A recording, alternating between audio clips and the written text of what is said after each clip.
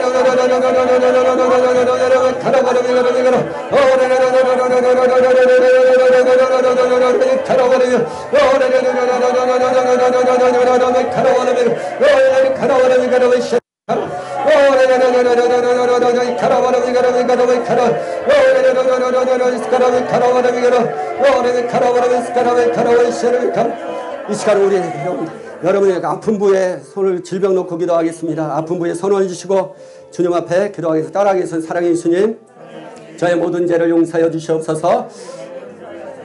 이 시간 각종 질병이 예수 이름으로 떠나가게 하여 주시옵소서. 예수 이름으로 명령하나니 더러운 귀신들, 더러운 질병들은 다 떠나치어다. 다 떠나치어다. 기도하겠습니다. 여러분 카라바라비 스카라 각종 질병을 놓고 어라비 카라바라비 카라바 시레비 카라바라비 여라비 카라바 카라바라비 예수 이름으로 이 시간 하면 각종 질병은 지금 떠나치어다. 원하면 하나님의 고해롭고 정상이 되게 하여 주시고 예수 이름으로 정상이 될지어다. 값서서는 정상이 될지어다. 그러나 아버지 하나님 허리의 모든 척추와 뼈와 근육들이 정상으로 회복될지어다. 사형죄를 시고 오라베 카라바라베 시간에 턱관절도 예수 이름으로 정상이 될지어다. 오라베 카라바라베 카라 모든 아버지 가슴에 통증과 모든 각종 암들이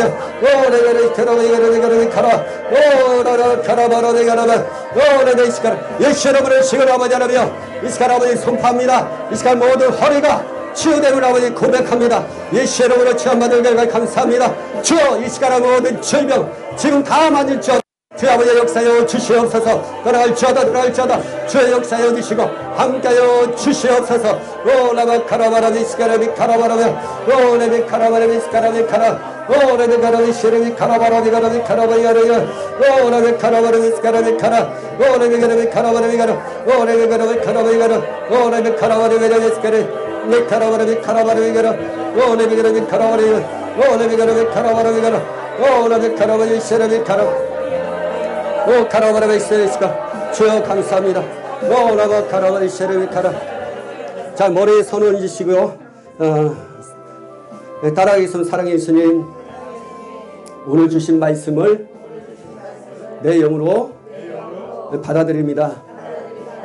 성령께서 내게 말씀을 듣고 말씀하신 모든 것들을 내 안으로 받아들입니다. 주님 이 시간 그 말씀이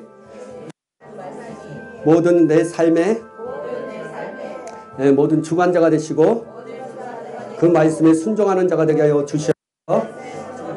이 시간도 그 말씀으로 충만케 하여 주시옵소서. 성령으로 충만케 하여 주시옵소서. 기도하겠습니다. 세레비 카라바라와 이 시간 아버지 하나님 주님 역사해 주시고 다스려 주시고 함께하여 주시옵소서. 오라와 카라바라바 세레비 카라바라 오라바라바 세레비 카라바라 오라바 카라바라바 세레비 카라바 이 시간 아버지 카라바라바 카라바 세레비 카라바 오라비 카라바 세레비 카라바라 오라바 카라바라비 카라바 세레비 카라바 오라비 카라바라비 세레비 카라 오라비 카라바 세레비 카라바라 오라비 카라바라비 카라비 카라 오라비 카라바 충만케 하여 주시고 함께하여 주시옵소서. 주님 인도하여 주시옵소서. 오라바바라바 세레비 카라바라 주여 감사합니다. 예수님의 이름으로 기도합나이다. 아멘.